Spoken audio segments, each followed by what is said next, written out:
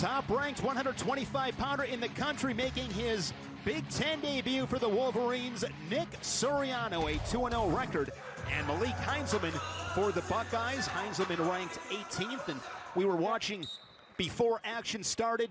Suriano's been out there for minutes. He's dying to get back on the mat. He really is. It's been a while here for him as far as the collegiate scene here. A guy that spent a lot of time trying to go ahead and make the U.S. Olympic team. But Mich Suriano, transferred from Rutgers, won Rutgers' first NCAA title ever. That was back in 2019 when he beat Dayton Fix of Oklahoma State. Of course, Rutgers that night had Suriano and Anthony Ashnault, a pair of Scarlet Knights, stood atop the podium as champions.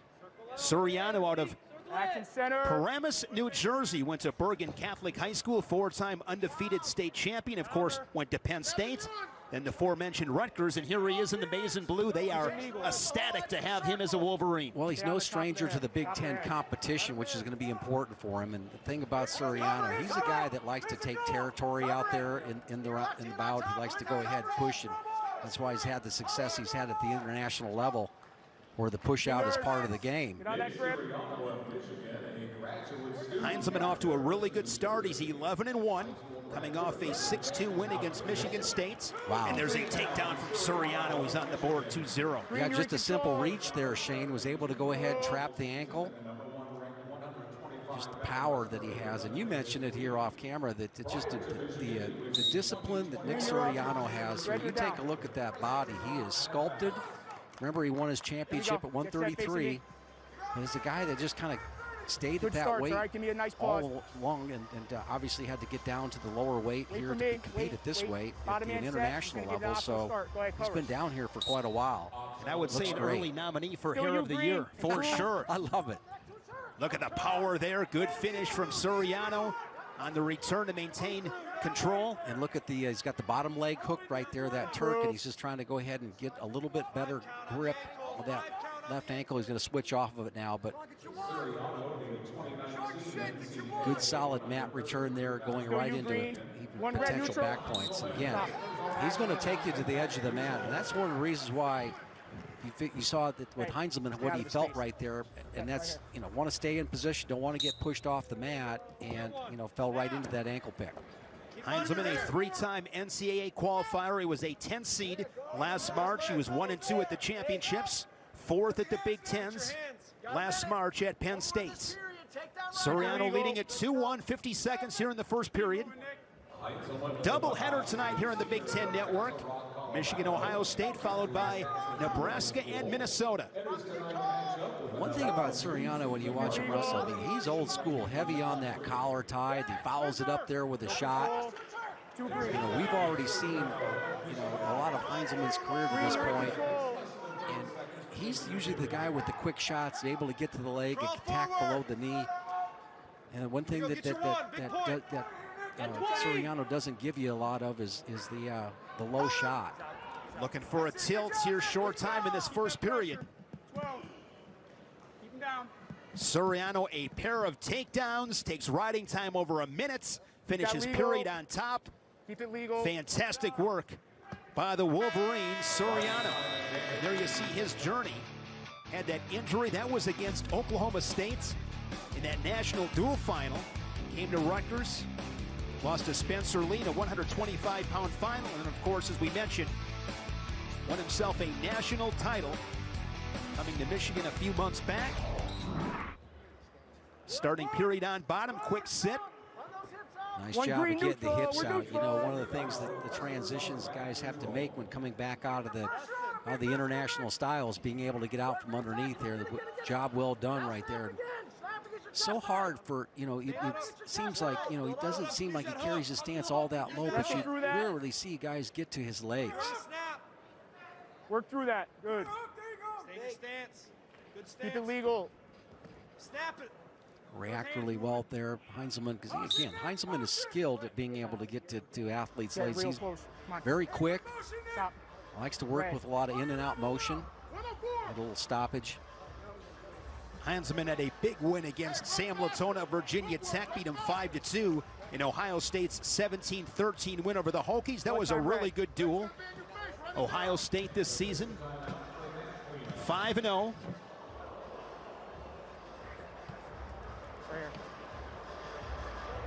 Michigan, of course, led by head coach Sean Bourmetz in his 4th season.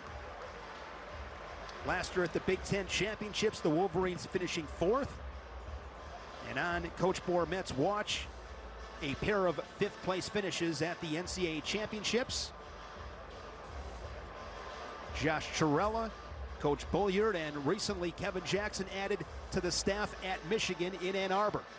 Great coaching staff. He's a Michigan man, is Sean Bourmetz. Yeah, he obviously spent a lot of time in the program as undergrad and went out, got away from the program for a while and started his own very successful wrestling club, Overtime, in the state of Illinois. Had a tremendous amount of success, attracted a lot of high-level coaches there, but a guy that learned the craft and came back to his alma mater.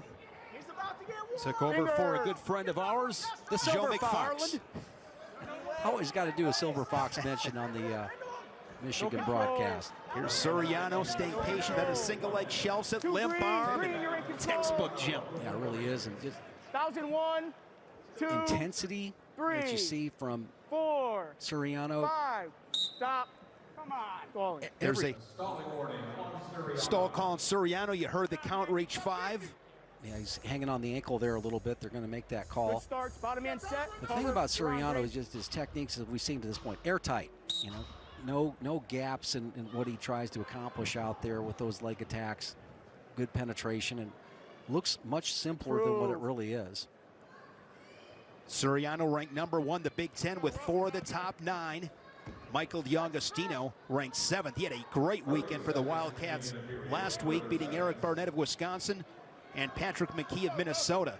125, a lot of guys in the mix here in the Big Ten, but no doubt about it, Nick Suriano, he's the top dog at the weight class following the absence of Spencer Lee. You know, another thing I'm glancing at right there, just the amount of perspiration. You know, the guy cuts a lot of weight like that. You're looking to see if he's well hydrated or not. You see the perspiration. You know, this is a man that has his weight under control, and as you mentioned before, his discipline. Let's take a look at that last takedown there with the shelving action right there. He's able to go ahead, keep that ankle high, and he shelves it on his leg right there and gets the little limp arm, comes around. There's really nowhere for Heinselman to go with that technique. 3rd takedown of the match for Suriano, riding time over 2 minutes. In control here in our match at 125 pounds. Whether it is the gridiron, the hardwood, the rink, the Resolite, anytime it's Michigan, Ohio State. Love the rivalry. It has been a lot of fun, 90 years of it, so it's like, and these teams like to beat each other, and it's just go at it all the way.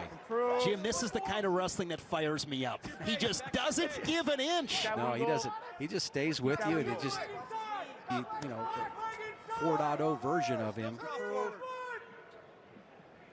Works there on the edge, 125, 3rd period. Center. Down. Ready, you're up.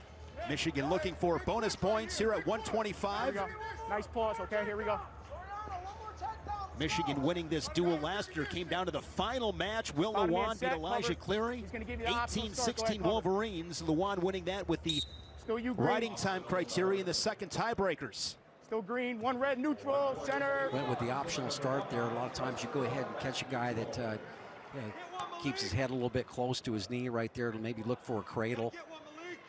Looking for back points. Has that riding time locked up. Work through that. So he's up by 6. Warning red. Stall call on Fingers, get out of Heinselman. that grip. And look at him stalk. Just come, you know, slapping down hard, and just bull rushing there right there with his chest up and his lower hips are low. Can't do that when your hips are at the same angle as your chest.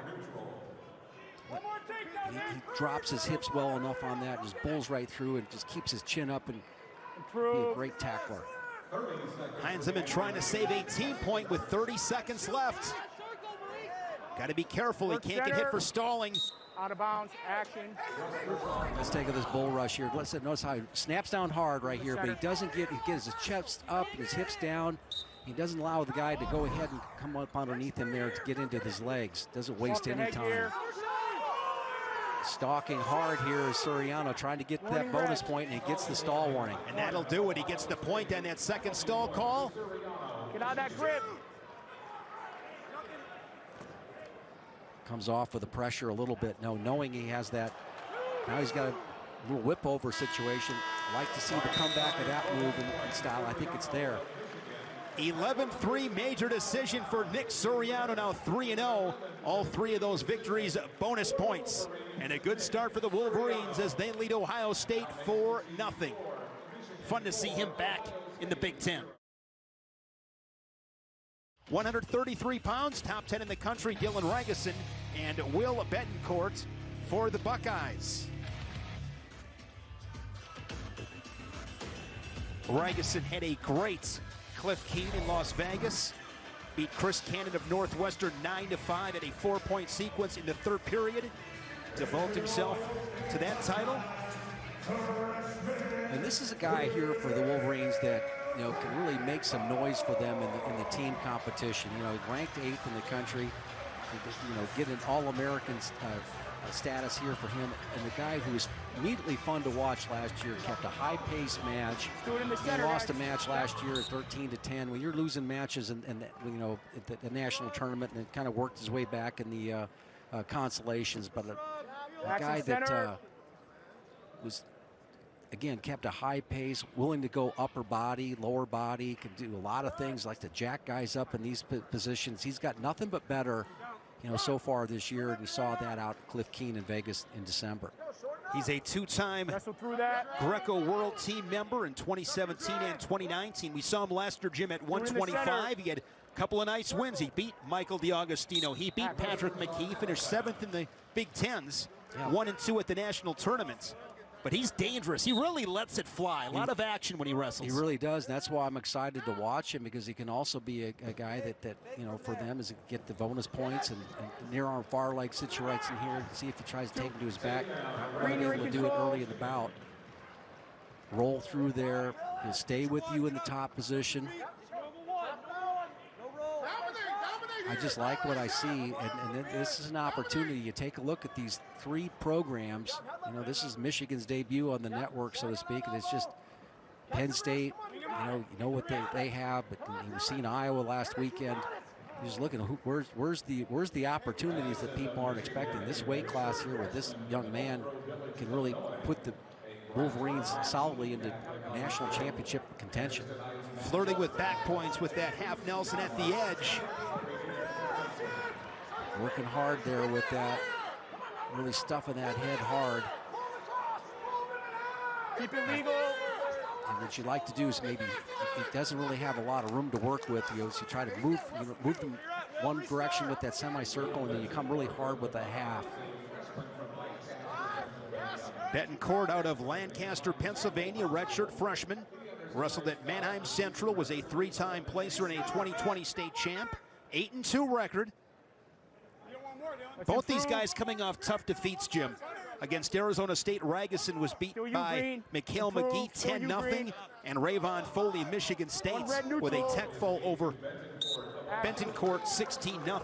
Yeah, that was the duel that they had down in Austin, Texas there with Flo, and they had to abbreviate it there with only 4 guys being able to go. It's one of the matches there, but now the double underhook right there, coming with the head and arm, and now it flies back around and gets the takedown. Second takedown Green, you're in control of the period. Still you, Green. Still you. 1 red neutral. A lot of intensity. 2 red.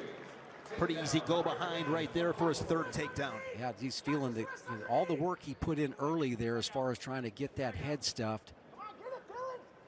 Keep that legal. Adjust. Really made it tough for Betancourt to be able to go ahead and keep position. A lot of guys will stay in the top position right there, but he must have felt something that he could go ahead and get some points to jump out 6-2. Let's take a look at this double underhook position. Gets it, drums up that collar tied there, comes right into it, has it locked for a little bit, and sticks with the head and arm right there with his hands locked, and just bull rushed him over. Here we go. Give me a good You remember his debut last year against Nick Aguilar of Rutgers. Bottom man set. 61-second Cover. pin. I mean, it was fireworks early for Ragusin, the two-time state champion from Montini Catholic. He's from Elk Grove Village, Illinois. Quickly to his One feet. green neutral. Those quick escapes, Jim. Huge. On the hardwood right there. It's- Action. For him, I think it's good for Ragusin because he's going to be able to try to take him from his feet to his back. So look for him to come right back to this upper body stuff. Now he's going to go over top with it with that little shrug right there that you see. An overhook shrug. In that Merkle position, collects the takedown. That Merkle position where you got that right leg was inside, laced inside. No reaction time on that. They just give you the points when the hands touch. Let's improve. Mentioned coming off that loss to McGee of Arizona State. Before that had won 7 straight. Start the season at the MSU Open. Ragusin was 4th, 4-2 record in that tournament. He's up by 6. Plenty of riding time. Now, this is one of those guys you don't want to go straight in without a setup. That was ill advised. That whip over was there. Steep consequences. This Cavalli Center is just beautiful. Gorgeous. Gorgeous. It's such a comfortable place. The lighting is perfect. Love that mat with the state of Ohio. Another go behind. Green, you're in control. Ragusin continues to pour it on here with 50 seconds remaining in the second period. They got bonus points from Suriano at 125, and Ragusin duplicating that effort by his teammate Suriano here at 133. Getting back to this Cavalli Center, if people aren't aware of it, though, this, what, a 7,000 seat arena right here. It's the perfect size. Yeah, it also has a 5-mat wrestling room, and the coaches' offices are there. They share the facility with the volleyball team, and it's just beautiful. Green, you're in control. Little track running track over the top. It's really well done. It's just a masterpiece. Stop. Stalemate. Green, you're up. Stalemate with 12 seconds. Give me a good start here. Tom Ryan has done such a phenomenal job here at Ohio State. Won the championship in 2015. They've won a trio of Big Ten team titles. So consistent. 6 other times during his tenure, top 4. 5 times second place. Just very consistent. Hard to believe in his 16th season already, leading the Buckeyes. Yeah, it's flying right by. Ragusin up by 8 to the 3rd. There's head coach Tom Ryan, of course, an All-American at the University of Iowa under head coach Dan Gable, part of those great Iowa teams in the early 90s. Yeah, I think you're talking to Tom. He knows what he's up against here. This is a fantastic dual meet team that the Wolverines have assembled. And it's back to the double unders for Ragusin. Stop. Stop. Going to go ahead and one red. Yeah. Illegal. Wasn't you quite. Have you have to lock in the center. Your lock's got to be off to the side there. Okay? With the head stuff there, the referee Grosso said had it locked in the wrong spot right there. So a point for Betancourt on the violation. Yeah, with the explanation he had, his block was in the Work middle. In the center. Goes right back. Right there, keeping it legal if you want to get locked at the one side. Boy, if you want to watch something that might be illegal, it's just how that left shoulder is kind of contorted. Out of bounds. Here's the illegal position right there. They call the lock in the middle right there. No hesitation on that one. That's why I like the foot sweep from there. Get you out of that position. You push in, he pushes back, you hit the foot sweep, and take him right to his back. We saw that with the bull the other day from Iowa. Alex Marinelli hit a nice foot sweep off that double underhook. Last Friday night, that win for the Hawkeyes. Look at those quick feet, though. Good goal behind. Control. So with that riding time, he's up by 9. Wolverines chasing bonus points here in these first 2 weight classes. You'd like to see that with your guys. And big dual meet on the road in front of a nice packed house. Ragusin 6 takedowns. Suriano 4 takedowns. Ragusin with a tight waist inside of 30 seconds. Warning red. Stall call on Betancourt. 1001, 1002, 1003, 1004. Out. Michigan throwing that first punch here tonight, Jim, keeping the crowd pretty silent. Good starts here. Yeah, they're doing really well in the matchups that they're set, obviously favored cover. in here. Give me a But nice the pause. number one ranked guy, Suriano, higher ranked wrestler here. But you're looking for development. You're looking for, hey, is this a guy that can go ahead and do damage in the tournament? And so far to this point in the season, Ragusin is. A 9-point victory for Dylan Ragusin, 14-5 with that riding time points. Back-to-back major decisions for Michigan as they lead Ohio State 8-0. Micic coming off a loss last Sunday at Pittsburgh to Cole Matthews 11-5, and Dylan D'Amelio coming off a win against Cole Matthews 4-3. Yeah, that is intriguing. You know, the first trip back and kind of getting into the flow of college wrestling and, you know, working in the down position, the scrambles, the habits that you acquire. You know, it's just a different level of intensity at times, and different. You know, not to say that obviously international wrestling is very intense. You have the best athletes in the world doing it and doing great things. But here's the guy who we've always appreciated his technical prowess and ability in Stevan Micic.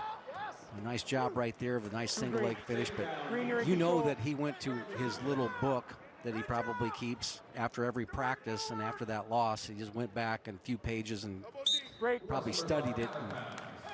Talking to Sean Bormet this week, he said that Micic was dying to get back in the room, work on his finishes, and you saw a really good, quick, slick finish there from Micic. Leads it 2-0, 45 seconds into this first period. And the other thing, too, he's moving up a weight. You know, he was at 133 when he became an NCAA runner-up. And just the traveling that he's been doing now between the three weight classes that are pretty interesting. And again, he's wrestled in the Olympics at the same weight, basically, that Nick Suriano weighed in at today. And I think that you know, you hear the story from Coach Bormet from Michigan, and he said Micic had a lot to do with bringing Suriano into the program. They had trained together down in Arizona during the Olympic redshirt year, and so they had developed a pretty good relationship. And two guys that were competing for two different countries, but at the same weight class, and so as workout partners, and they spent some time together training.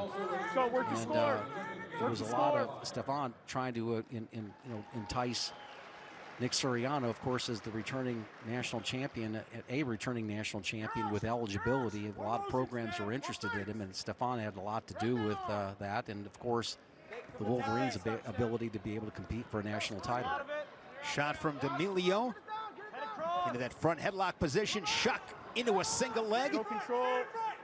Does such a great job. The shin whizzer action there. So it's interesting to see how an accomplished, you know, guy with a lot of skill will get out of this, get a takedown on this position. Notice how he's creating some elevation, creates that shelf action right there on the right shoelaces. He's able to get to the far ankle. Now he'll finish and dive through. He's just been able to do that through most of his career. Impressive takedown, his second one to go up by 3. The 3-time All-American Stevan Micic won that Big Ten title. Seems like forever ago, back in 2018. That's when he fell to Seth Gross of South Dakota State in the national final. Micic 6th in the Big Ten in 2019 and 3rd at the NCAAs. Neutral. Goes out and collects the 2 quick takedowns. Final 25 seconds here in this first period. Center.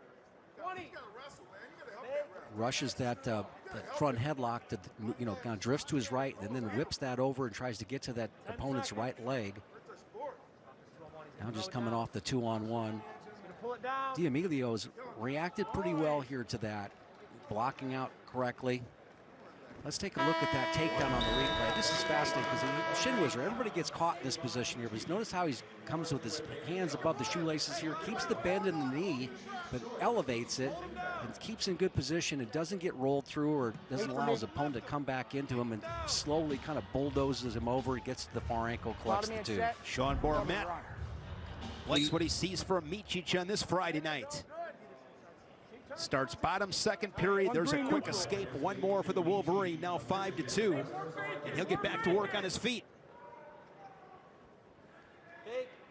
Micic at the World Championships in 2019, a 5th place finish. Couple-time bronze medalist at the European Championships. Just so slick. Yeah, he wrestles the guys at the highest level. And then sometimes when you come back down to what maybe, you know, this level, it's just different. It's just, you know, guys don't react to it. You've been working with against the best wrestlers who may react a different way. It's a different feel. And it's just, you got to change your game a little bit. 3. He looks like a different wrestler than we saw against Julian Klebov of Arizona State. He won that match 8-6, and of course, against Cole Matthews, losing by 6. This is the Stevan Micic we're accustomed to watching. Technician, he's a surgeon on his feet. He is. And it doesn't really, you know, this is a guy that is 1001, 2. kind of the match got away from him when he was in the national finals. Going to go ahead and be able to go ahead and get that win. Lost 13-8. Yeah. I believe he got turned a time or two and Gross was able to open things up. Of course, Seth Gross, now an assistant coach at Wisconsin. Half a minute, second period. And the one thing that we get, you know, this is a guy who's had 2 Olympic red shirts, right? I don't know if there's enough. Still going to school as a graduate student. I'd almost assume by now he's working on his 2nd graduate degree. And remember, when he left high school, Jim, he's from Cedar Lake, Indiana, Hanover Central High School. He originally was going to Northwestern. Yeah. And the second period is in the book. It's all Micic to the 3rd. You know, the good thing about that for Micic is they able to quickly get out from underneath, so that wasn't a factor. See what he tries to do in the top position. Again, just like the other 2 Wolverines, you've got to be thinking bonus points at this situation. And just get in the habit of doing that every match. You need a 7-3 lead in the top position. You're going to spend a little bit of time probably trying to turn your opponent. Saw that stat, 13 takedowns for Michigan. 1001. Ohio State still looking for its first takedown in this duel. 1004. Break. You heard the count-ups with 1004. Micic working up before they head out of bounds. We'll come back to the center and reset. Same way. I don't look for him to, I don't think he's feeling threatened. You know, as far as the riding, I don't look for him to have a real contested ride right now, allowing his opponent to cover the fingers and get out. But I think that maybe looking for something, you know, nice little high crotch action right there, just like all these accomplished wrestlers that we see that can inside trip right there off of the, you know, finish from the inside part of the leg, but they attack the other side of the body. That was a finish from the other side. Action on the edge. Another very efficient attack and finish from Micic.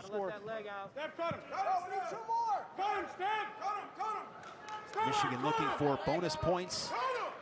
Once again, they lead at 8-0. You hear that Michigan corner yelling, we need 2 more.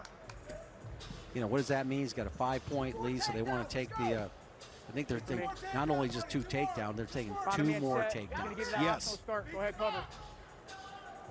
Shows that optional start. Go you green, 1 red neutral. And expect him to really increase the intensity with 60 seconds.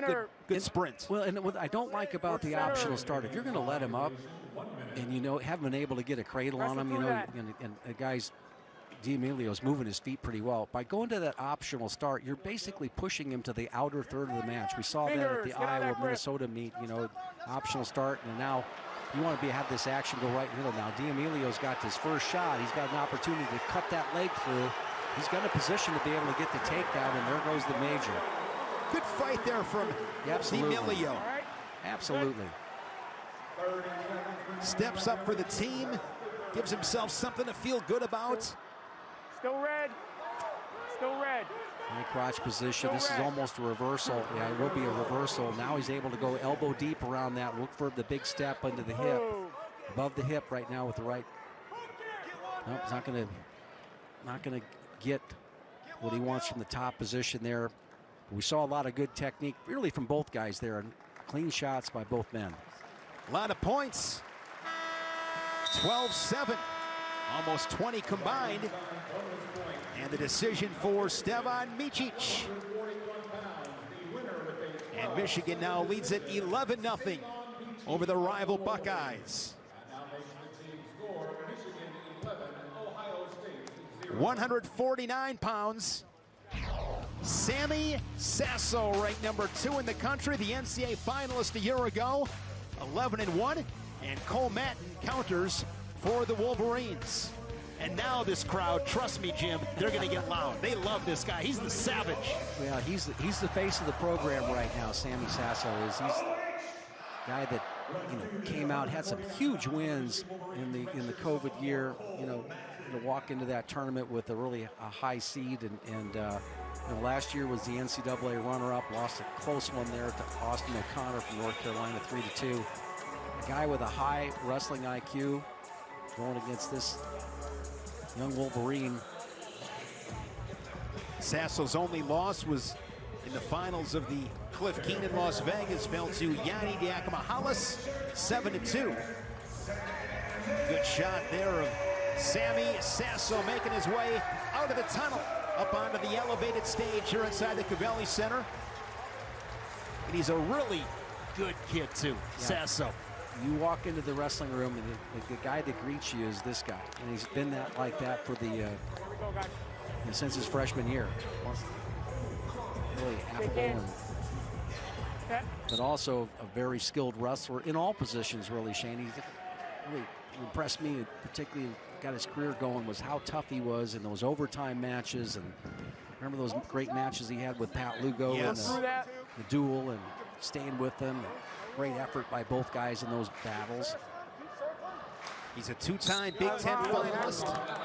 Lost to Pat Lugo in that final in 2020, and then captured the crown by defeating Ridge Lovett of Nebraska last March. Out of Nazareth, Pennsylvania, 2-time state champion at Nazareth High School. So head whip right there. Gets him into a little scramble right there, locked in the crotch right there, going to come back. This is an advantage situation for Mattin if he can go ahead and put the flexibility, yes, that Sasso shows all the time here.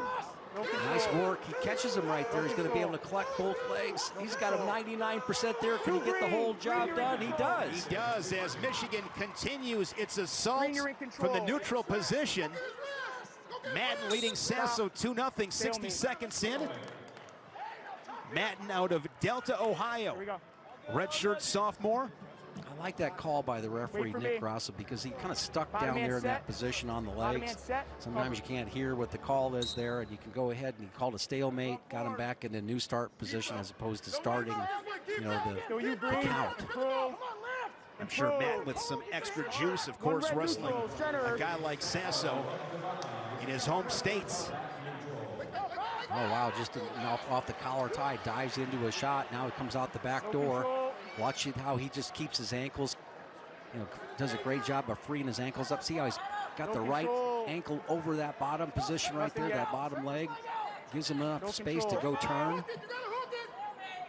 I'd lose my knee, I don't know how many ways there, but he just seems to know that position better than everybody else and collects the points. Sasso with the lead, 3-2.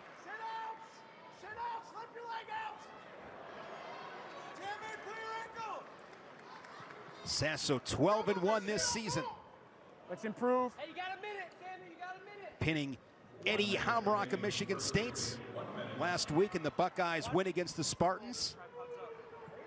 Michigan's first Big Ten duel of the season here tonight.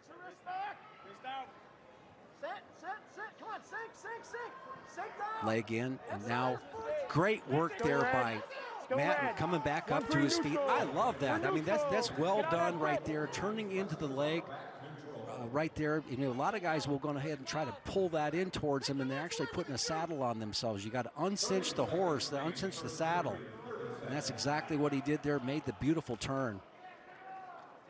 Do it in the Mattin, center. 6-2 at the Cliff Keen. He was 4th place finisher. 10-4 this season. Here's Sasso back in on the legs. Short time, 15 seconds in a 3-3 match. Belt buckle to the mat right there. You just can't get Sasso too much out of position, but Mattin does. He comes up too high. So 2 takedown, 2 reversal, and an action-packed first period. Where do you start? On the highlight reel. Oh. Keep on wrestling, and that's exactly what Mattin did in short time. Yeah. What a flurry to close the period. Yeah, take a look at this, at the shot of Sasso. Watch him get a belt buckle to the mat right there, and then Mattin continues to wrestle, gets a little hip separation, swims out of it here, and collects the reversal. Great work by both guys. We're going to take a good look at this action.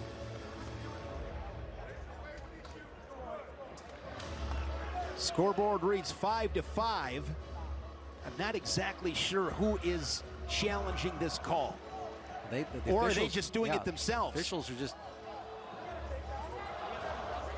Are you convinced, Jim, that Sasso had the takedown initially? I'm not. But again, you don't get a lot of reaction time out of that Merkel position. Just an official review, not a challenge by either corner. Conversation. You can see the way the Michigan corner. Nick Grosso is pointing towards himself. This is my review. Got to convince 3 head coaches there. And Sean Bourmet, David Bolliard, and Kevin Jackson, what your decision is. Here's another look at the final seconds of the first period. Take a look, okay, in on the shot. Belt buckle coming around. Does he have control? He really kind of does have the weight on the hands, and now he swims out of it. I think you could make a case for 2 takedown and 2 reversal. It's a big call. Again, this is an official review. Neither corner challenged. Of course, each corner in a dual meet gets 1 challenge. If you are correct, you continue to keep those challenges. If you are wrong, you lose it for the rest of the duel. Yeah, and I think if there was just he didn't get that swim out motion, that peek out motion going. He kind of waited about a count or 2 before he got that reversal action going, but who knows what's going to happen here. The call on the mat is changed. The initial takedown wasn't there. All right, we need to reset the clock to 10 seconds, and we're going to resume in the neutral position. 3-3. So they're saying no takedown. They're going to put 10 seconds on the clock, and the score is going to be 3-3. So essentially, the final. There was no change in the actual. I like 5-5 better. Sure. I like 5-5 better than 3-3. And what's tough about that is that if you just allowed the action to continue, Mattin would got the points. Exactly. That's where I'm coming from on this. This is confusing to me. Yeah, I think, Jim, I mean, the guy that if you don't give him the points, then but that's, I'm sure there's a reasonable explanation that we're going to get on this, but the feel of it should have been Mattin's points, if that's what you're going to call it. So 3-3 after the first period. Buckeye fans on their feet here inside the Cavelli Center. Well, they haven't had much to cheer for, but their guy is an exciting match. Cover. Sasso will start period on bottom. Good. You're ready to drop single then. See what kind of commitment we see from Matt in that top position. 1002, 1003, 1004. Give up the stall warning. And he'll take that. Yeah. Now they're going to break riding time if he gives up the reversal. So that he didn't want. Worst of all worlds, he gets the stall warning, gets the riding time. There's only a couple seconds, and he gives up the reversal. So. And I think, you know, that's the thing that Sasso does. He's a magician. He just has the right feel of how to clear his ankles out in every situation. Break. A lot of guys get caught in stalemate positions because their opponent just clings on, and he just has the right angle, moves his hip. Well, use the word feel, and he has it. Yeah. Wait for me. Stays patient, lets things develop. Riding time. High wrestling IQ. Good look there at Sammy Sasso, the reigning Big Ten champion. All these guys are going with the longer hair there. We saw with Suriano. One green neutral. Good work for Matt to get on bottom.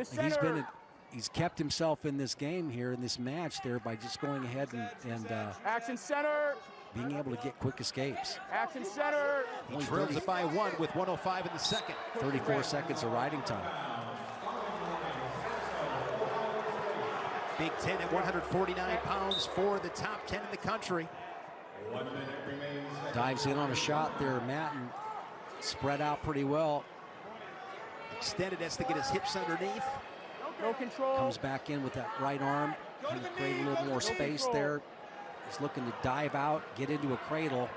Go to the knee. No control. At the knee. He's going to try to get that elbow in the middle of the back right there, but by elevating the hips right there, was able to put enough pressure on Mattin to let go of that grip. Widens the gap a little bit with that takedown. Goes up by 3. Nearing a minute of riding time. Sure, he'll be looking to finish the period on top in the final Keep it legal. 20 seconds. Keep it legal. Step up by that Keep head. it legal. And step over that bow and arrow. The referee's telling him to keep it legal. He's talking about what's happening with the right ankle of Mattin. Keep it legal. Not to get that too far extended legal. away from the joint right there. He's able to step over. He looks like he could get it. No count yet. Time runs out on Sasso. That just looked painful. Yeah. See how he's extending with the crook of his elbow right there, extending the shoelaces a little further. I mean, that's putting a lot of pressure on that ankle. You get stretched out like that, you feel it all the way up to the muscles in your knee. Turns the hips to the sky right there. Wasn't able to collect more points on it, but 2 more seconds, he's getting a count. Talk about one of the best 149-pounders ever to do it. When you see that, you think of Zane Rutherford. It's just painful to watch. My back is sore just watching it. Well, the first guy I ever saw do it was Timmy Siezeski, the NCAA champion for the University of Iowa. He just would bow and arrow all those guys. And you went out there. I wrestled him one time, and I was an underclassman, and he was returning national champion in the Midlands, and you just wanted to keep the laces of your shoes just right on the mat. You had no intention of getting out. You just flattened him right there. He's not going to do that move to me. Longtime coach at Northwestern and assistant athletic director there. Slides in a bar. Readjustment there from Sasso. Riding time over 2 minutes. So he'll have that locked up here momentarily.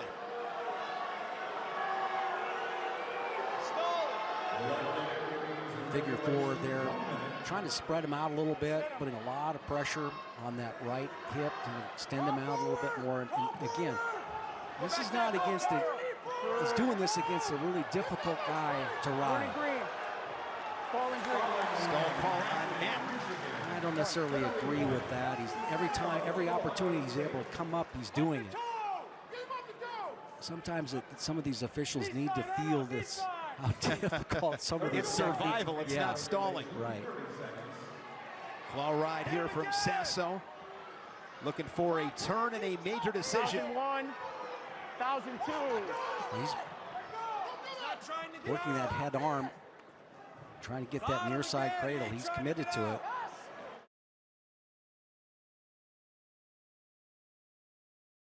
Amine is out. So Pat Nolan will get the opportunity tonight. Tall order, he's a 149-pounder. Yeah, moving up a couple of weights against one of the best wrestlers in the country here at this weight class here, a guy who showed a lot of potential as a sophomore. So, but an opportunity here for the Buckeye faithful to see one of their guys, maybe possibly pound on the Wolverine here for a little bit. He's got to take advantage of this. He can't allow him to slow down. And in situations like this, you want to have your guy get out there and get the crowd on it early. You just don't want to slow down the momentum. You want to create momentum for those other guys in these later matches. I just love Kharchla coming out to Motley Crue's Kickstart My Heart. Fantastic. Kharchla 14-1. His only loss was to the reigning national champion at the weight class, Shane Griffith. That was in Vegas at the Cliff Keen, a 1-point match, 5-4. Kharchla finishing 3rd in Vegas. Nice little counter shot by Kharchla. That switches the outside right there. Nice little crackdown, comes over. Nice job of switching off. And right now, at this point in the match, you feel that you're against a 49-pounder. You feel, when you get on top of him like that, you go, okay, this was pretty easy to do, pretty easy to finish. And keep it clean. I like the quickness, though, that Kharchla showed there on that counter shot. Kharchla out of Powell, Ohio, two-time Ohio State champion, three-time Fargo All-American. Injured last season, back in the 1920 campaign as a redshirt. He was 16-0. Dropped the hammer down as far as those hips go on that shot by Nolan. Yeah, he looks the part. He does. Red, you're in control. Second takedown. Leads at 4-1 as he goes to work on top. Still you, He's Red. going One to cut green, the neutral, Wolverine, get back to neutral. work on his feet. 1 point is to Nolan of Michigan. One thing that you see that he doesn't really move into his opponent very much. When you got to, again, you see the two weight class size difference there. Of course, Nolan, you know, not down at the weight here, so probably wrestle maybe 157, 158, and so. But it's a different composition of bodies and strength right there, right now. Quickness there, bar finish. He's really impressed with the quickness there that Kharchla has off that shot. Nolan weighing at 148.4 before this duel, so giving up a lot of size against a super talented foe. Looking to turn the shoulders and get some near fall points and out of real estate back to the center.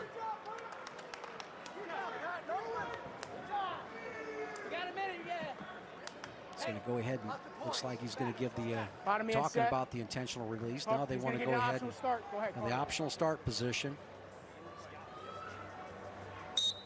Optional start. One green, neutral. Nolan, a redshirt sophomore out of Orland Park, Illinois, wrestled at Carl Sandburg. Three-time Illinois State place winner, was 6th as a senior,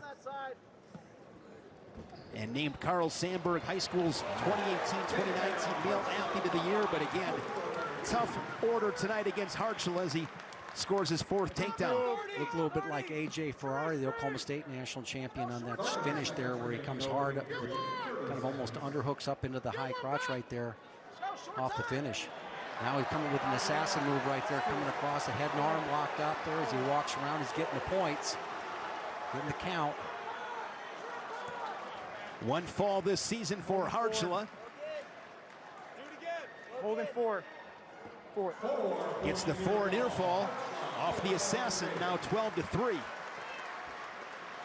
Let's take a look at one of these takedowns. You know, when you're wrestling a smaller guy, you assume that you're not going to be, you know, the lighter guy might be a little bit quicker than you, but not so in this case, okay? The quickness of Kharchla has been impressive to this point here, getting right in on those legs. Nolan goes on bottom.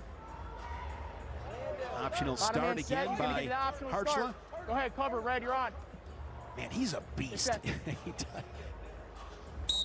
You made the comparison before, and I agree. This looks like Roy Seldra in 1987.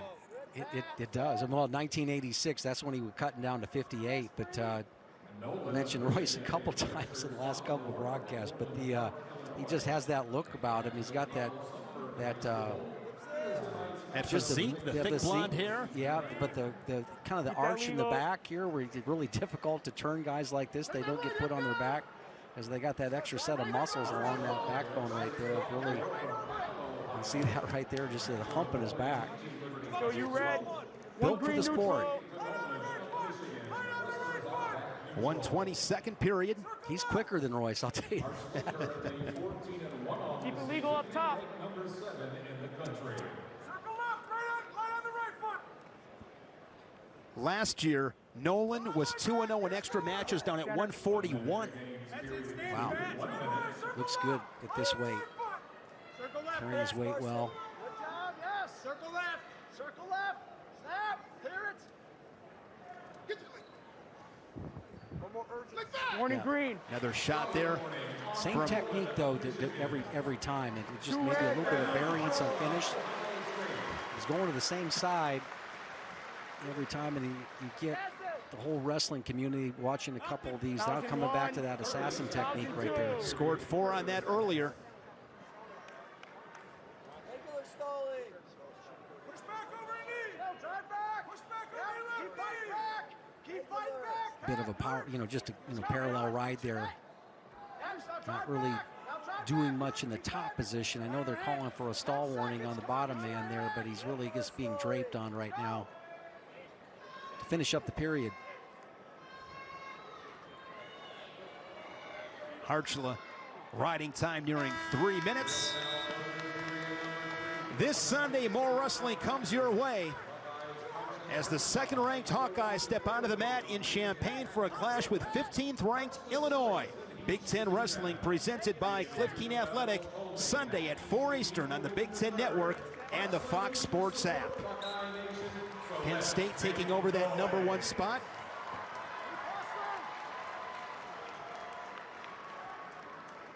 All the team rankings there basically changed with the Spencer Lee. One red neutral. His decision to go ahead and opt for surgery, reconstructive surgery, and getting his legs fixed. We wish him well.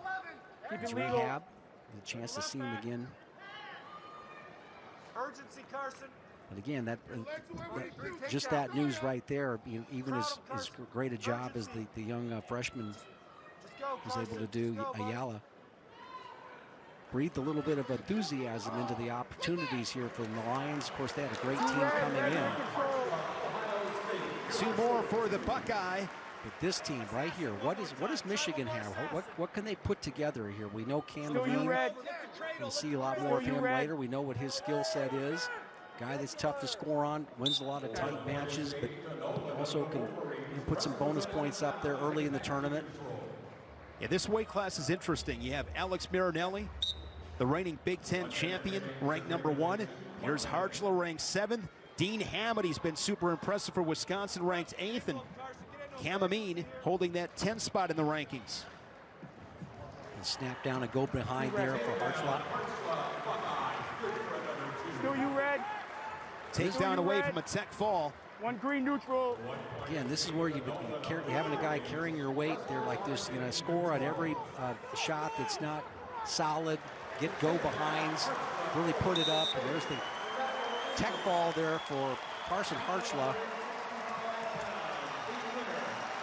21-6 tech fall, 5 on the board for Ohio State.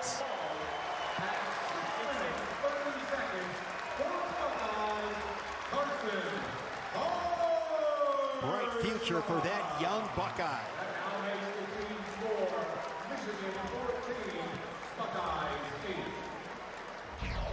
Another match, Jim. I know both of us looking forward to this showdown at 174 pounds. 6 versus 7 in the rankings. Massa for the Wolverines, Smith for the Buckeyes. Well, 2 guys that had a lot of experience here. Logan Massa, it looked like he was going to be out of it here for a while, out of the sport.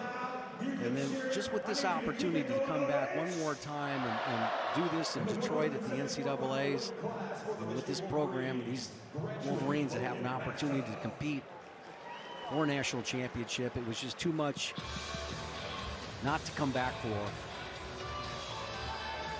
2-time All-American in his 7th year out of St. John's, Michigan, Logan Massa. A Big Ten finalist back in 2017. That year he was 3rd at the NCAA championships.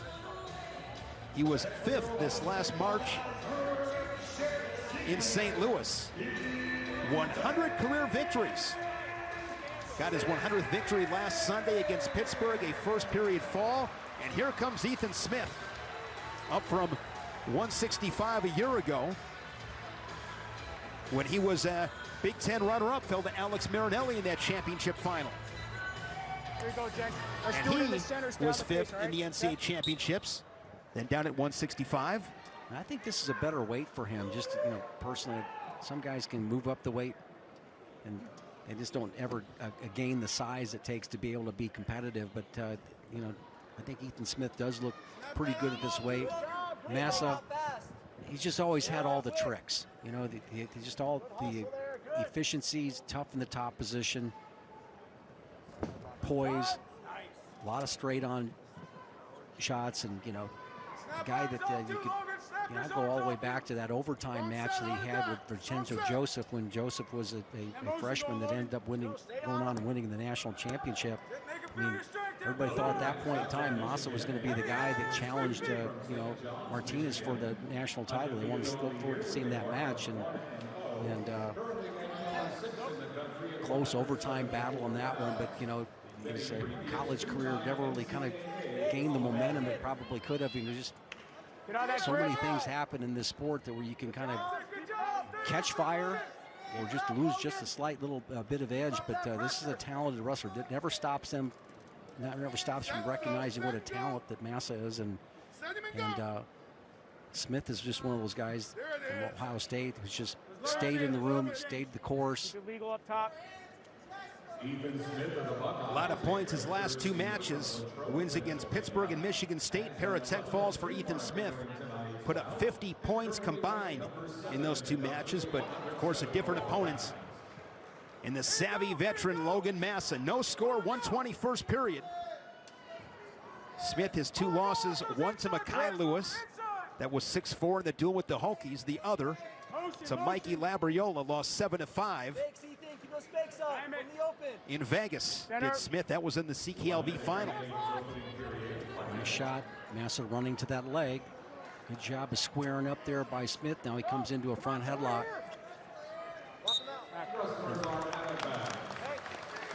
Massa really good with the slide bys. You know, he does likes that overhook chuck action that we've seen here earlier from some of the Michigan wrestlers, and so he's really good in the front headlock position. And he will attack below the knee as well. He stands out around a lot out there, but you can get below the knee pretty efficiently. Just over 30 seconds here in the opening frame. Scoreless with Massa and Smith. There's a warning on the Buckeye Smith as Massa dives in, now caught underneath in a tough position. Just got that stall warning just based on the number of attempts he's been willing to commit himself to. Just dives all the way in there. In picking up that 100th victory, became the 38th Wolverine in program history. As he hit the century mark, 54 of those bonus point victories for Massa. Fingers. Scoreless after 3 minutes.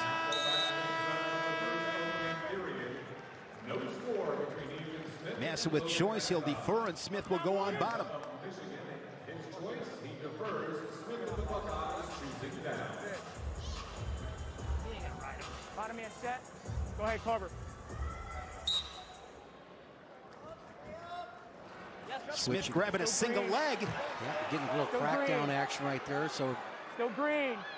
Still in a position to make the decision. Are you going to go ahead and just try to get an escape out of this scramble, or are you just going to go ahead? Because right now, Massa's still in good shape. And Massa's got to be careful with neutral danger. And it's going to be a reversal, I think, Jim. There it is. And all the way behind. You don't have to take the guy down to the mat on a reversal. You just have to get behind him. So, huge little sequence there. Only 20 seconds of riding time amassed. Set facing me. Bottom man set. You're on. Cover. Nice pause. Safe on top. You know, Massa's going to be one of those guys, too. Is 1-0 on this, only one match. One green neutral, center. Probably want to try to test him a little bit more in that bottom position, particularly with all the international wrestling he's been doing, but gets to his feet pretty quickly and gets the escape. So this is going to be settled on the feet, and wouldn't be surprised if this is a OT match. Both guys, nice commitment there by Massa. But straight on. Straight on, exactly. Press on the edge. But the thing that Massa does with his shots that a lot of guys don't do, he does it to set up. He'll go straight in on a double leg shot, but he'll be trying to get to a single. If you overcommit too much on the trying to go around behind him, he'll be in on a single leg and he can score from there. So these are double legs designed almost, if he gets it, that's great, but he's very confident he's not going to get spun around. There's a shot, we mentioned before, below the knee. Good scramble there, and Smith was able to get it. Slick work from Smith. A reversal and a takedown here in the second. This is big, 25 seconds here. If you're Smith, you want to keep that 3-point lead, take that to the third. Well, diving in on a leg here, if he gets on the leg and just crack him down and try to go for the finish. Bottom man set, cover, you're on. The battle's within the battle. Yeah, and just no forward hand pressure, Shane. If you want to get a good mat return, you got to give yourself a chance with a good jam off the whistle. Center. Escape by Massa, pulls to within 2 late here in the second period. He'll have choice. After deferring at the end of the first, goes double unders, trying to jack up the Buckeye. Good finish here from the Buckeye, Jim. It really was. It's just off of that shot, and he jumped over to the far side right there and then collects both ankles there. Not much of a reaction as he able to get across. There's Micic's reaction right there. You know, if you recall last year, Massa has been kind of a measuring stick, you know. Remember the huge match last year where this young freshman from Penn State was out there just battling all the way through the match, kind of warding off a lot of attacks, all right? And he went on to win a national championship later in the year. Carter Strachey, a big win in the season was that match that he had with Logan Massa. So this will be he fought on some tough positions that day. The whole time, and he was able to get some good quick escapes, and that's exactly what Smith is doing here. Now he's biting for the upset. Can he get himself in position? He stopped moving his feet. An opportunity to score here for Massa. Single leg. Right in the middle of the mat too, Shane. And he's got it, and he's taken the lead. This one going back and forth. You knew this was going to be one of the best matches of the night. Riding time and on factor, Massa up by 1. 60 seconds left in this third, and keep in mind, Smith's been hit for stalling once, Jim. He's got to keep his head up and start working up. He's got to start working up, but also he's draped over. Now he's going to go ahead and get that tight. This is tight right here. He can go ahead and score from this position. Smith has to be careful. He's got to keep moving, try to get his right hip down. This improves the ride. This is very painful. Yeah, he went right to the position to go away from the pain of what is happening on the ankle there. Logan Massa, a huge third period. This will be 4 near fall. Wow. You can hear the grunting and groaning of Smith underneath. Yeah, he's just, again, right there, you need to keep that right ankle straight forward right there. Just keep it as far away as you can and see if you can hip down on it. Short time left in it, but what a, you know, that was impressive by Massa getting that takedown and the back points in that situation. Blowing this match wide open, that will build confidence. Yes, it will. Logan Massa, the riding time point, 10-4. Different look at his teammates, exactly. Different look from a few minutes ago. That's a huge win for Massa. You see the excitement? You're right. We'll see if this propels him to bigger things as the season progresses. Amine 6-0, as is Kaleb Romero. Romero ranked 7th in the country. Good matchup here, Jim, at 184. Yeah, and Romero's in a battle here for his number 7th ranked guy in the country, but he's in the battle for the spot with Rocky Jordan, who spent some time up here at 84 when both Smith and Romero were down a weight. So, you know, having an opportunity to wrestle somebody like Amine, go out there and you know, put him to the test, he's a great opportunity for him and go a long way into making this lineup. Kaleb Romero out of Mechanicsburg, Ohio. Mechanicsburg High School, 4-time state champion. Led his team to their first team state title in 2017. He was an all-state quarterback, class salutatorian. This guy gets it done on and off the mat. Impressive. Sure does. Both these guys, great futures, spent their time illegal up top, doing the right thing academically, and that's that beautiful single leg there by Amine. Tried to step up, and you know, one guy's moving up a weight class, and last year Myles Amine was at 97. Third at the national tournament, won the Big Ten title at 197. Beat Jacob Warner 5-3 in that third place bout in St. Louis. Beat Eric Schultz to claim his first Big Ten title. It was his 3rd time in the Big Ten final. Had lost a couple to Mark Hall of Penn State. Great job there by Romero as Amine was in on a leg 3 seconds in. Good defense. Yes, said that a little bit earlier. Sometimes punting is a good idea. You hear that in football all the time. I think that's exactly what, you know, not trying to do too much. Square your hips up and don't give your opponent an opportunity to go ahead and better himself off the shot. Myles Amine, 3rd at the NCAA championships on 3 separate occasions. Scoreless after 60 seconds. A bronze medalist for San Marino at 86 kilos. Now, Shane, did you know where San Marino was before the Amines? I did not. Yeah, I didn't know it either. Work through those ties, good.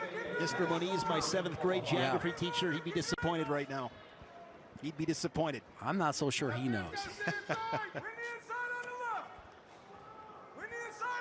Talk about a geography lesson. Tom Ryan had a funny line in our call. He said, the 3rd best country at the Olympics, the Big Ten. Yeah, right. Of course, David Taylor, former Penn State great, winning Olympic gold at 86 kilos. Thomas Gilman, Kyle Snyder. Big Ten represented at the Olympics. Amine and Romero scoreless after 2 minutes in this first period. Stop. Fingers, guys. Romero was 7th seed at the national tournament, went 2-2, had his tournament ended by Logan Massa. That was a 6-1 match last March. So Massa likes wrestling guys in that Ohio State singlet. It's nothing better than stepping up against a rival. Working to score. Get out of that. Amine ranked 2nd in the country behind the reigning national champion and 2-time Big Ten champion at 184, Aaron Brooks. Those two scheduled to meet next week. Can't wait for that one. Now, nice little shot there by Romero. That's what Amine does pretty well. He's pretty skilled at being able to cut the corner. Right, a little butt drag going right there, trying to come hard. No control. Knock him down a little bit further, but it's kind of already loosened that leg up a little bit here. Get a little bit further around, but not going to have enough time to score, but good defense. Scoreless after 1. See Myles Amine, Olympic bronze medalist. Wolverines with 2 Olympians in Amine and Stevan Micic. Go, Jan, wait for me. Go ahead, get set. Amine to start 2nd period on bottom. Good. Let's take care of it now. Let's take care of it now. Again, an interesting journey of weight classes here. There's a guy who spent a couple of years at 74 and in those great battles between, like, you know, Mark Hall was in the weight class here. You had Bo Jordan was in the weight class as well. Then you had, you know, then he moves up to 97 after the success he had internationally. Now, with the addition of Pat Brucki into the team from the transfer from Princeton, natural 97-pounder, he's made the sacrifice to be able to go ahead and move down to 184. So you're a bronze medalist at bottom man set, cover, nice pause. It goes without saying, in their 100th year of wrestling, Michigan, especially in Detroit, that cool opportunity, they want to win it. Love that standing Granby. Good. Amine poked in the right eye. And he's set to get back to action. Stay out of the fingers, right? Yep. Quick escape for Amine. Couple fakes. Good job, Myles. Good job, Myles. Top of that.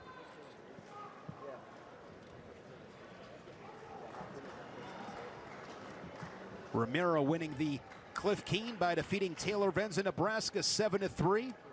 Ohio State 2nd as a team behind Nebraska. Michigan at that tournament finished 3rd. Be moving, Myles. Be moving. Yeah, a clear but different Michigan team right now than what we saw at the Cliff Keen. All these guys are in there. Oh, nice little counter. Quickness that Amine has to get to that right leg, the one with the knee pad on it. Right there. Not as committed to that one. Left his hands up high a little bit. Guys, forehead to forehead midway through the 2nd. Just the escape by Amine here early in the 2nd period. That's the only score on the board. Collar tie. Romero able to clear. If you're Romero, Jim, how do you get your offense going here? Right there, he's shot to the other side, so he's got a shot to the right leg, now a shot to the left leg, but you know, at some point in time, again, I think he's trying to increase his pace, break through the head-hands defense, and when he gets there, he's got an additional problem here that his opponent is really good at cutting the corner, meaning that you're shooting to one leg and it's just not there. Good reactions. but their reactions to get into a neutral position and not back in on the attack. Straight on shots. So you just got, I think one of the things that you have to do against quality wrestler like this is that he hasn't been wrestling. He's been wrestling all of his life, and he's wrestled all summer, and I'm not making a suggestion he's not in shape or anything like that, but you've got an opportunity here to create pace, and that's the most important thing. Let's look at this beautiful little standing Granby.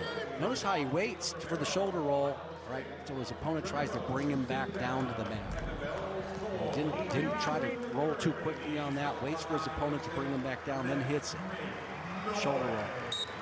Good execution by Amine. Now Romero will go on bottom. Same thing. Something similar. Yeah, very similar. Like that from both guys. It's been 1-1 score. Who's going to be the guy that gets it done here? Misdirection. It really wasn't misdirection as to the shot it's the leg he's been shooting at the whole time. To me, Jim, the difference in this match, the first 5 seconds. Amine had a clean single leg, couldn't finish. Yep. Again, that's why that good defense of Romero squaring his hips up and punting, not trying to do too much and getting to a neutral position now is putting him in the third period here with 1:20 seconds left with a chance to win. Yes, that was great defense from Romero in the match's opening seconds. But you know, one of the other ways that you can go with the guy is you can go ahead and make him heavy, on his head. Center. The attack level is increased here for Amine. Great desire always had to getting to legs and trying to score. It's just natural for him. That's the way he competes. Amine with 110 career victories. Kaleb Romero doing all he can to keep him from 111. Look at the footwork, the difference between when we saw earlier matches where the guys weren't moving their feet. See the shuffle, trying to get a little bit slighter angle, maybe get Romero to bring that right leg forward. He brings that right leg forward. That's the one he wants to attack. He can get to it. He'll drop right down off of it. He'll either back up. And he's trying to put that right foot in the trap right there. This match, right 10 seconds from sudden victory. And I just don't feel right now that Romero is making Amine work hard enough. You know, you get in the tie up like that, make sure the guy feels your collar tie. You yank on him right there. Make it a war. 2 minutes on the clock. Of course, a rule change from a year ago, and it was just 1 minute. 2 minutes. 1-1, each with an escape. Look at these guys breathing hard, Shane. They're ready to. Given a lot to this point for a 1-1 match. Crowd gets into it. Come on, refs, let's go. Crowd excited. Can Romero pull off the upset and knock off second-ranked Myles Amine?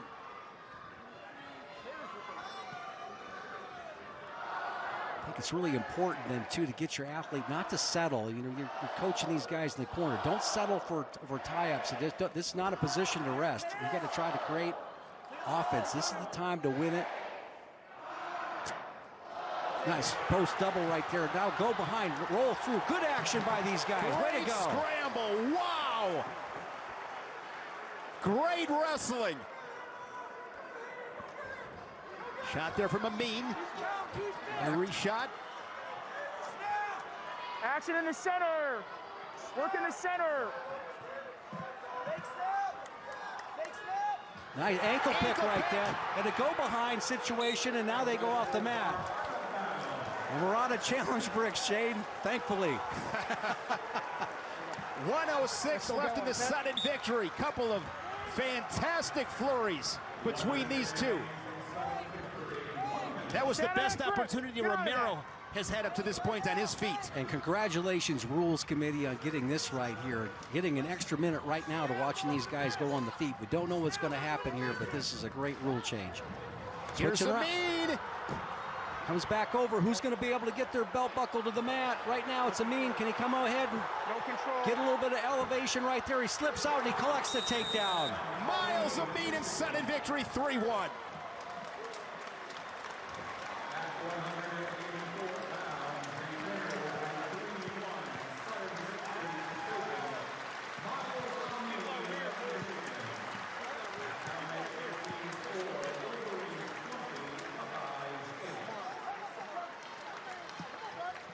big win for Myles Amine. And that is our takedown of the meet. Look at the commitment on that shot, Shane. All right, right here. Amine in a little bit of trouble here. He's got to get his belt buckle to the mat. Right there, he does. And once he gets it, he slips that ankle out, gets a little bit of elevation, able to switch up. But great match. You see this? He has his forefinger and thumb just a little bit pointing to his head. That was well done. Great wrestling. Takedown of the match, that brought to you by Resolite. Hard act to follow. We'll try to do it here at 197 pounds. Patrick Brucki, 8th in the country, and Gavin Hoffman for the Buckeyes. Brucki, grad student, coming over from Princeton, where he was a 2-time All-American, 4th in 2019, and a 21-5 record in 2020. All-American, of course, that tournament canceled, and this season off to an 11-2 start. Here's Gavin Hoffman from Montoursville, Pennsylvania. 3-time state champion, a cadet bronze medalist. He's had an interesting story. His redshirt season, 2019-2020, was at 184, and then in mid-January bumped up to heavyweight. Now here he is, 7-3 this season at 197. Seen that a few times. Guys in this duel at 3 different weight classes. Right, yeah. We've seen that with we've seen Micic moving around with international weight right there, adding that to it. So nice work there with the running the pipe there with that single leg finish. Stalemate, green, let's go. Green, you're up, red, you're down. Quick takedown from Brucki out of Orland Park, Illinois. Carl Sandburg High School.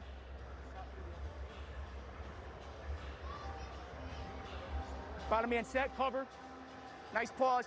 His 2 losses this season, one at the MSU Open to Jake Woodley of Oklahoma, lost that one 4-2 in sudden victory, and most recently to Stephen Buchanan of Wyoming, 2-1. Yeah, this weight class has definitely improved. I mean, the depth in the 97-pound weight class, and it seems like green, you're up, red, you're down.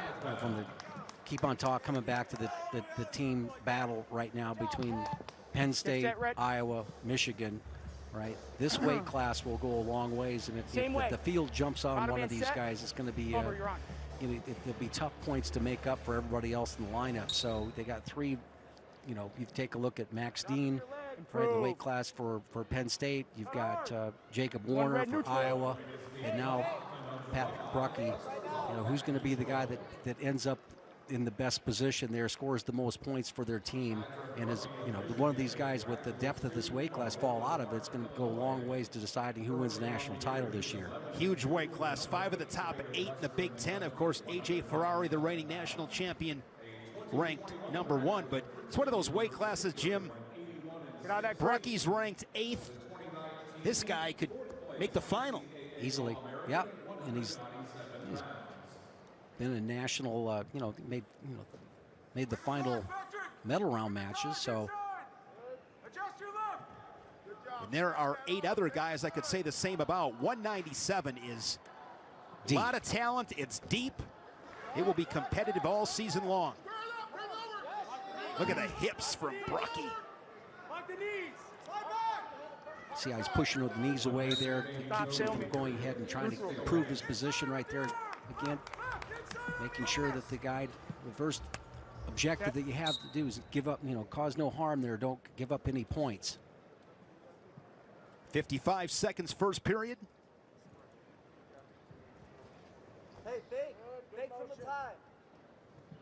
Last year, Hoffman 1-2 at the Big Tens. He wrestled heavyweights against Michigan State and scored a 10-3 decision over Brad Wilton of the Spartans. 30 seconds remaining opening period. 30 Half a minute. Use that hook. Good time to get one, Brucki. Good time. Go get it. Yeah, this Michigan State coaching staff has been pretty vocal as far as trying to get their guys to get out there and get after it. Action center. Like hearing that. Center. We don't definitely hear, they're encouraging their guys to go ahead and get active at the end of these periods.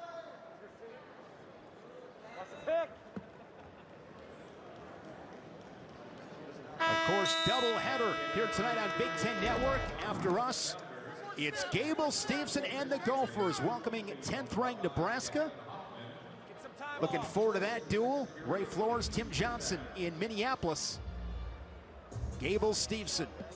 If you have not seen him in person, find a way to see him in person. Absolutely. We've been saying this for years, showing up at the Maturi Center here, watching him warm up is well worth it. Nice pause, guys. All right, nice pause. Good starts. Talked about this off camera, but practically all week. But he looked like he was last week about 1 week away from the Olympics. I mean, he was in that type of form. 7 takedowns and a 17-7 major decision over Tony Cassiope, and walked off to a standing ovation, and that was really something to see. I've watched a lot of matches in Carver Hawkeye. I haven't, you know, it's man set.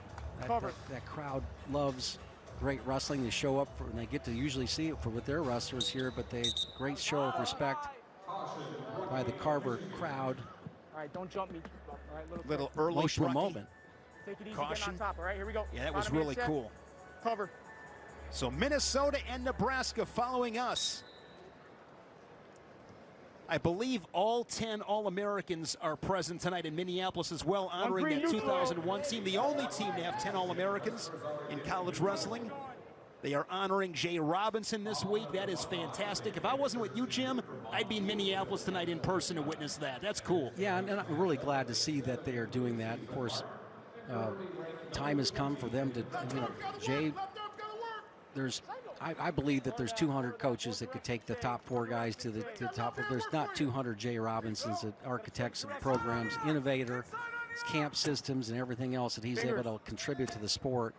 You know, had the success of 3 national championships up there, area, great state for wrestling. This was a great landing for him after his success at the University of Iowa. He's part of at least probably 7 to 9 national championships there with Coach Gable. But great that they're doing that, and made a huge impact on wrestling in that area. Stall call on Hoffman. Hoffman trails it by 2 with 40 seconds, second period. Got to tell you, Jim, when I first started here at Big Ten Network, I was terrified of Jay Robinson. Terrified. And he became a good friend. He's one of the nicest guys. I love talking wrestling with him. So much wisdom in Jay Robinson. Yeah. But I was petrified of that guy. Work through that. Work through that. Short time here in the second. You're good. Keep running. Head in the way. Keep that head in the way. So Brucki able to get that first takedown, but the rest of the offense has been pretty tough to come by here. Hoffman holding ground. Now a shot to the outside, got an opportunity to switch, cut the corner here. Hoffman, short time, is going to be able to get that right hand of Carson and start running it. It's in great position. He collects the 2. A takedown with 1 second left to close the second period. And now up by 4. You love seeing guys shoot with 10, 12 seconds like that. That tells you he's got a lot of confidence in his ability to finish. And just as we were talking about the defense of Hoffman and staying in this match, unanswered takedown and ride out there is just what the doctor ordered and shows a lot of confidence. And might have the best mustache in the Big Ten. You rock a mustache back in college? Back at Iowa State? I couldn't grow a mustache back then. I was at the 34-pounder. No peach fuzz on the lip? No, I had a mop for a haircut. The first time I got a haircut from a barber, I was in college. My dad cut my hair. No change. And it looked like it. Oh, there we go. Myles Amine. He believes it's Brucki. Best stash game in the Big Ten. Hard to argue that. Did you notice, though, that the upper weight guys are growing the stashes and the lower weight guys are going with the mop hair? Sure. You know? So you had like a Suriano look back in the day. I would have been sporting something like that. Yeah, looked like it'd never been combed all week. Ruddy, as I like to call it. It was kind of a ruddy look. Let's finish on top, pal. Let's finish on top. High punch is good. Come on. Shot here from Hoffman, but man, right into those cinder block hips of Brucki. He's dropping it too right there with the angle. Right there, good job there by Hoffman. He had the solid underhook right there, had Bruck a little bit out of position, and There you get a look at Nick Suriano in the hair. Yeah. It looked good tonight. Brought his offense. Got the Wolverines off to a good start, and Michigan has not looked back. You need two, Gavin, you need two. This will be 5 of 7 victories in the duel with the Buckeyes for Michigan. Let him suck it in. Don't cradle. Last 3 been pretty close, but no doubt about it, a lot of talent for Michigan and flexing its muscle tonight. Commit to it. Got 30. 30 seconds remaining. 30 seconds. 30 seconds left. See if the Wolverines looking for offense right now. Working off that underhook. Hold on. Snap that off. Brucki will improve to 12-2 and pick up the 94th victory of his career as he edges closer to the century mark in W's. You gotta commit to it.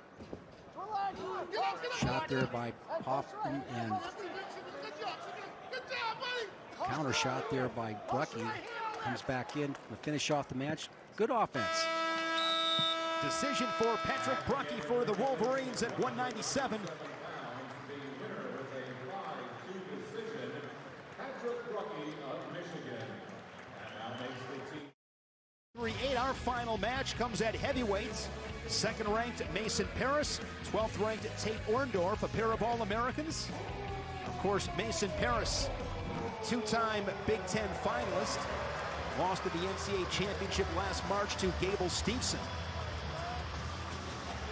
Since the 2019-2020 season, Parris, Jim, only 3 losses, all to Gable Stevenson. I think sometimes guys like Mason Parris, Tony Cassiope, to name a couple, those guys, it's hard to appreciate just how good they are because of the standard they're compared to. Well, you know, we're watching, you know, one of the best heavyweights ever to do this, and you know, that was proven out this year internationally.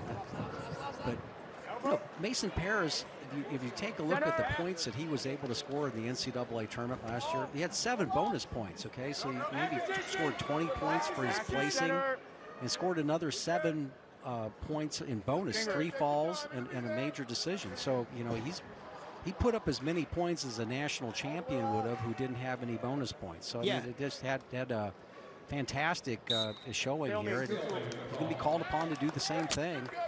But he's the type of guy that gets after it and goes for it, does a nice, you know, fireman's carry, you know, near arm far leg type action, really tough in the top position. Goes for the fall. He was 12-2 last year, all 12 victories, bonus points, 6 falls. This season off to a 6-0 start, all bonus point victories this campaign for Parris. Yeah, if you take out the loss to Gable Stevenson, he's competing for the Hodge Trophy. There's a double leg, just head to the outside, driving through. Yeah. Great work there. So he's got that bottom leg Turk like set up right there. So I'd love to see guys kind of circle back up towards the head. Now he's going to come lift the chin up right there and then just go ahead and get the belt buckle to the sky, get that lock closer to the knee. He's going to stay with this. 1, 2. Working on a fall here midway through the first. Has the 4 count. Now, what's he going to do to improve it? Got Orndorff in trouble there. He's got to try to do something to secure that arm. Maybe come underneath the half. He's going to collect his points, it looks like. No, he's going to go right back to that Turk. Now he's winged the arm there. He's caught that left arm. This might be a little trouble here. We've seen before where it comes up underneath the chin. I love that, where you come up underneath the chin, lower the back right there, and he's just going to try to power this in just with this position he has right now across the neck. Now he's got Parris adjusts. Now he's going to settle in here, Jim. Yep. Got plenty of time, and what you want to try to do is you want to try to get the guy's head off the mat. He just did that. The head's off the mat. The shoulders will be on the mat. I think he's going to get a fall here to close this one out. He's got him tight. There it is, the slap of the Resolite. A fall for Mason Parris to cap off a Michigan victory.